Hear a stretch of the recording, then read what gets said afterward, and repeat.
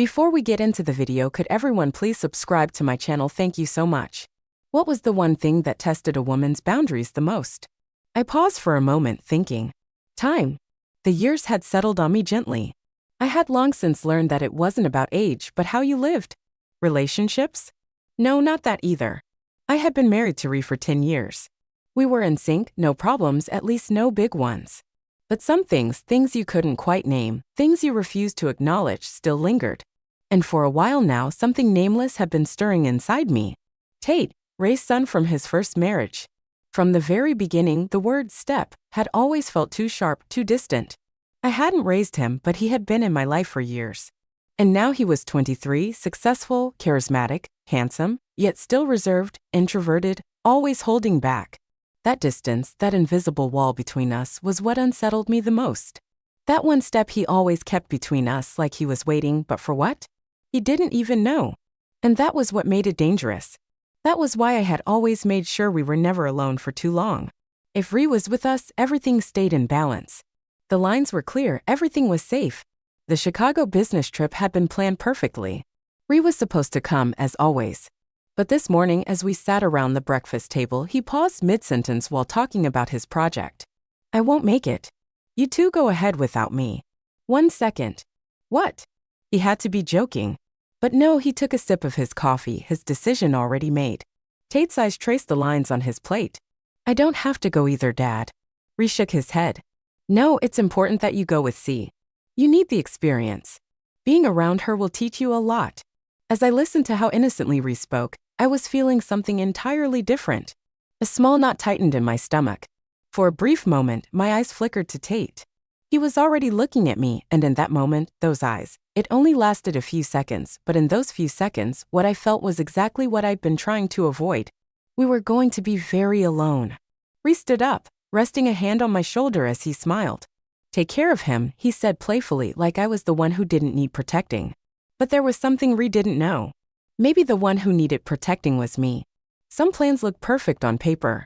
This Chicago trip had started as one of them.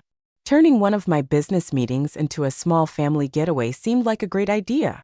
It would be a good opportunity for Tate too, getting a closer look at the corporate world, making connections, maybe even opening doors for his future. But now things were shifting. Ree's last-minute change of plans meant Tate and I would be alone together, and that thought created a restless energy inside me that I couldn't control. Later that evening, Tate and I were alone. We were going over plans for the Chicago trip, but somewhere along the way, the conversation started to shift. I was giving him advice about the kind of people he would meet, how he should navigate his path in the business world. But the more we talked, the more I felt it. Something was different, and I wasn't sure if it was just him or if it was me too. His eyes were on me, not just listening, watching. Every time our gazes met, that familiar weight settled in my stomach. Was it Ree who was supposed to draw the lines this time? I had to be the one to do it, but deep down I knew I couldn't. What if things got out of control just because Ree wasn't around? I needed to push the thought away. This is the first time you're hearing confessions like this. Support us by joining the channel, subscribing, and turning on notifications. Before we continue, you're going to wish this story never ends. The morning of our flight, the sky was overcast. At the airport, we sat side by side. Tate was fidgeting with his knees, rubbing his hands together, silent and withdrawn. But this time it wasn't the usual silence. Even if we weren't saying it out loud, something between us had already begun to take shape. On the plane, we settled into our seats. He had the window. I was next to him. At first, it was just small talk, business projects, the weather in Chicago. But then his voice dropped into something softer. Honestly, it's probably a good thing my dad didn't come. I turned to him. His eyes met mine just for a second. Why? I asked, my throat suddenly dry. Tate shrugged, a slow knowing smile pulling at his lips. Because you're different when he's around, like you're avoiding something. My breath faltered. What did he mean? Was I? But the scarier part wasn't the question itself, it was the fact that Tate had noticed. By the time we arrived in Chicago, the sun had already set. At the lobby, we checked the reservation my company had arranged. The receptionist smiled as she handed over 2 key cards. Your family suite is ready, Miss C. I frowned. Family suite. The woman nodded. Yes, a spacious suite with 2 beds. As far as I know, no extra room was booked. 1 second, what? I had assumed the company had booked 2 separate rooms for us, but now we were sharing the same suite. Tate stepped closer beside me. "It's fine," he said. His voice was so calm, so composed, but it tied a knot deep in my stomach. Was it really fine? When we entered the suite, everything felt too luxurious. The floor-to-ceiling windows spread Chicago city lights across the room, casting a quiet yet charged atmosphere. There were 2 beds, but somehow something still felt off. Tate shrugged off his jacket and draped it over a chair. I stood by the window staring at the skyline. "Are you tired?" he asked from behind me. I closed my eyes for a second. Why did such a simple question make my chest feel tight? I turned to look at him. His eyes were soft, too deep, too dangerous. "A little." Tate sat on his bed, stretching his wrists. "I know this is a work trip, but we can take some time to enjoy ourselves too, right?" He smirked, and in that moment, I knew everything I had. The felt before coming here was right. Some things lost their boundaries when Ree wasn't around, and this time there was no one to keep those boundaries in place. Tate quickly recovered, leaning back with a small grin. "I meant the hotel bar. I need to unwind a little." I let out a breath. The tension in me was unnecessary, something I had created myself. Maybe he was right. It wouldn't hurt to relax a little. I smiled. "Yeah, let's have some fun." The hotel bar was surprisingly stylish, with dim lighting and soft jazz playing in the background, a luxurious atmosphere that blended perfectly into the Chicago night. A few drinks in, I started to feel the weight lift off my shoulders. We talked, we laughed, and I realized I hadn't felt this free in a long time. Tate looked the same, relaxed, lighter. The drink slowly stripped away his usual shyness. His eyes lingered on me longer. Our conversations felt deeper, charged with something I couldn't name. I tried to stay cautious, but something inside me trembled. Had I never found him attractive before, or had I always known and just refused to admit it? It was late, my drink was empty, and Tate leaned back, his eyes fixed on me, studying me. He bit his lip just slightly. This was the wrong moment. I couldn't stay here any longer. I set my glass down on the bar and slowly stood up. "I'm heading upstairs. I have a meeting in the morning." "You shouldn't stay up too late either." Tate nodded slightly, a small smile playing on his lips. "All right, CIE, good night." But his eyes looked like they were expecting me to say something else. When I got to the room, I still felt unsettled, but it wasn't a bad kind of unease. It was more like a fear of losing control. I dropped my bag in the corner, and as I turned toward the bathroom to change, I noticed it, the jacuzzi. All these thoughts, the mess in my head. Maybe some hot water would help. Tate hadn't come upstairs yet, which meant I had a little time to myself. As I sank into the warm water, I thought about what had just happened, the conversation, the closeness, and the way my body had reacted to him. I took a deep breath. Was this normal, or was it just the alcohol? But I couldn't lie to myself. This feeling hadn't just appeared out of nowhere. Tonight, for the first time, I had just let myself feel it. After stepping out of the jacuzzi, I slipped on a robe and walked toward my bed, but something stopped me. Tate was sprawled across his bed, slightly drunk, fast asleep. His shirt was unbuttoned, his pants slightly undone. A warmth spread through me. He looked so damn good. Seeing him like this, so unguarded, so exposed, completely wrecked me. I held my breath, quickly turning away to change. Even that wasn't easy. I could hear his breathing, steady, deep, comforting. At one point, I lifted my head, and my eyes landed on him again. I realized just how insanely attractive he was. How much longer could I keep denying this? But there was one thing I knew for sure. I was standing on very dangerous ground. "Tate, you should change." His voice was a little hoarse as he blinked awake. His gaze landed on me, then he smiled. He shouldn't have, but he did. And when his broad, defined chest was on full display in front of me, I knew I was looking too long, but I didn't look away. Tate, still smiling, let his eyes lock onto mine. And in that moment, I knew tonight was just the beginning. The next morning, we both dressed in sharp, elegant outfits. The room still carried the weight of the tension from last night, but we both acted as if nothing had happened. As Chicago's golden morning light spilled through the windows, I watched Tate button up his shirt. He was so composed, so confident, so mature, so handsome, so dangerous. I held my breath and grabbed my bag. "Shall we go?" I asked. Tate swung his jacket over his shoulder, his eyes locking onto mine. "I'm ready." And I was ready too, but I wasn't sure what I was ready for yet. By the time we left the meeting, I felt a strange sense of relief. I had wanted to observe Tate, to see how he adapted to this kind of environment, but he didn't need to do much. Just by the way he carried himself, he made people trust him. "How was it for you?" I asked. Tate tilted his head slightly. I mostly just watched and listened, but it was definitely useful. I smiled. You didn't say a word today. You just stood beside me like my assistant. But one day, when you go into your own meetings, if you don't let your shyness get in the way, there's nothing you can't handle. I turned toward him and added, I'm telling you this as a 48-year-old woman who's been through hundreds of meetings. You can trust me. He looked at me for a second, then nodded. I do trust you.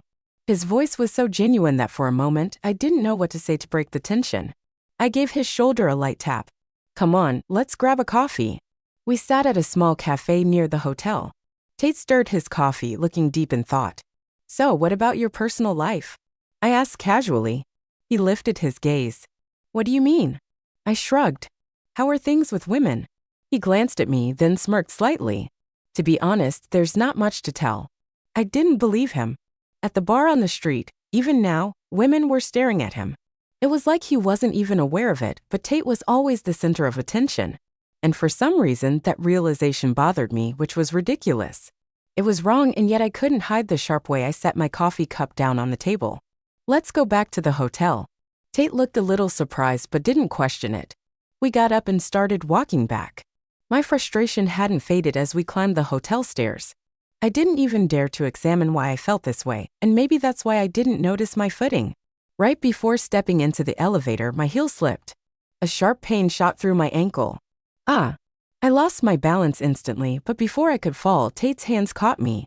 His arm wrapped around my waist, steadying me. I was breathless and too close. Are you okay? His voice was laced with concern. I looked up at him. His eyes were right there. When he looked at me, something inside me ignited. I swallowed. I think I twisted it. We needed to get to the room. Tate didn't hesitate. He slid his arm around my back to support me as the elevator doors closed. The space suddenly felt too tight. My ankle pulsed with pain, but the only thing I could focus on was Tate's arm around my waist. I was leaning into him, gripping onto his shoulder for balance. But this touch, it didn't feel like an obligation, it felt natural. When the elevator reached our floor, I tried to walk, but I barely took 2 steps before another wave of pain hit me. I started to stumble. Tate immediately noticed. Without hesitation, he lifted me into his arms. Are you seriously carrying me? I said wide-eyed. He smirked. You're not really giving me a choice here. His voice held that familiar teasing tone, the one that made my stomach flip. He adjusted his grip, securing me against his chest, and as I rested against him, I felt the warmth of his body, the strength in his hold, his breath near my skin. I knew we weren't supposed to be this close, but I couldn't stop it. When we reached the room, he carefully laid me down on the bed. He adjusted my legs, but the hem of my skirt had ridden up slightly, folding awkwardly. I should have fixed it, but I didn't because my eyes were on Tate. His eyes were on me a moment too long. Then Tate exhaled softly, shook his head, and pulled back. I'll get some ice. He turned toward the mini fridge while I stayed there, thinking about things I shouldn't be thinking about, feeling things I shouldn't be feeling. When he came back holding the ice pack, his face was serious. He knelt in front of me, carefully taking my ankle in his hands. When he pressed the cold pack against my skin, I sucked in a sharp breath. I should have told you before. I lifted my gaze. Told me what? He looked at me, deep and intense. You can't run from this, see? He swallowed. We can't. Something hot spread through my veins. This was dangerous, but at the same time it felt too right. Tate. But before I could finish my sentence, his hand lifted to my face, his thumb brushed softly along the corner of my lips. And in that moment there was no going back. He pulled me in. I pulled him in, and finally he kissed me. It was soft, but the energy behind it was undeniable, slow yet electric, like a force pulling me under, consuming me completely. And for the first time, I didn't even think about stopping it. I should have, but I didn't.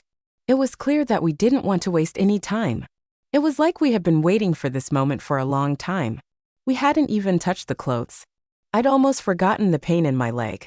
Tate came up to me, and he was really close. I could see what his hands were trying to do. We were moving forward. We didn't want to wait too long. When I said, Tate, you're very handsome, and I have to admit that I'm V. I was very attracted to you. I was so excited that my body couldn't stand still. Tate told me I was beautiful. At that moment, I felt something big inside me. I may have made a loud noise, I don't remember. I can guess why. I looked at Tate, and his shirt was unbuttoned. It's very impressive what a big body you have. He was very big all over, and it excited me a lot. I had to help him sometimes because of that. I hope the hotel is well insulated, Tate said. I laughed and replied, you're going to need a lot of hotels with good insulation from now on. I was shocked, my body contracted and my legs were exerting a lot of force. I think Tate liked that because he had the same reaction. This was just the beginning. What about after this? Tate, breathless and grinning, looked at me and asked, did you really just say that? My vision was still blurry, my breathing unsteady. I whispered. In that moment, as I saw the hunger in his eyes, I knew there was no turning back. As he leaned back slightly, his breath warm against my skin, I felt every inch of my body react. Tate, still holding my gaze, smirked. I guess this Chicago business trip is going to last a little longer. I froze for a second, then I started laughing. Looks like it, I said, trying to steady my breath. Tate tilted his head slightly, that same knowing smirk still on his lips. I have no complaints about that. We didn't look away from each other, we just kept smiling. This was only the beginning, and nothing would ever be the same again. This story isn't over, stay tuned for more. If you've made it this far, I know this story has gotten to you. There's so much more to come and you won't want to miss any of it. Hit that follow button, turn on notifications, and don't forget to leave a comment below.